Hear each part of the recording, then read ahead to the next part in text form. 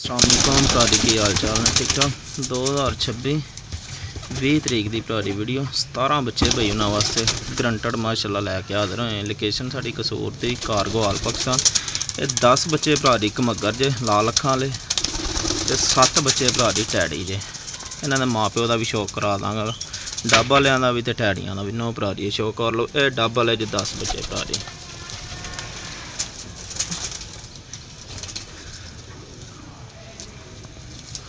No भरा शौक कर लो। नज़दीक जान नहीं देंगे माशाल्लाह गरंटी वाले भरा बच्चे जे।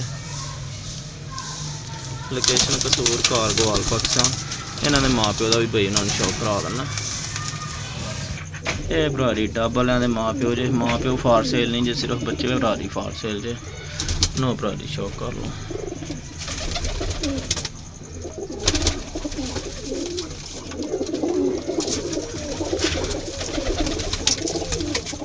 इंशाल्लाह जैस किसी भरा को जान के अच्छे लफ्ज़ याद करेगा। लोकेशन कसूर कारगो आल पाकिस्तान।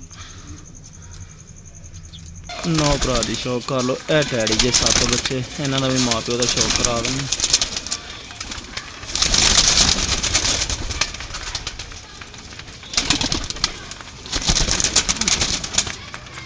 लोकेशन कसूर कारगो आल पाकिस्तान।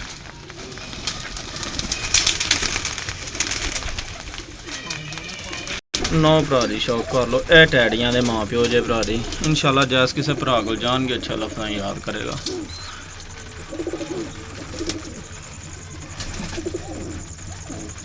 7 पीस टैडी जे 10 भरा गोल्डन घमगर जे कसूरी। लोकेशन कसूर कारगो आल पाकिस्तान।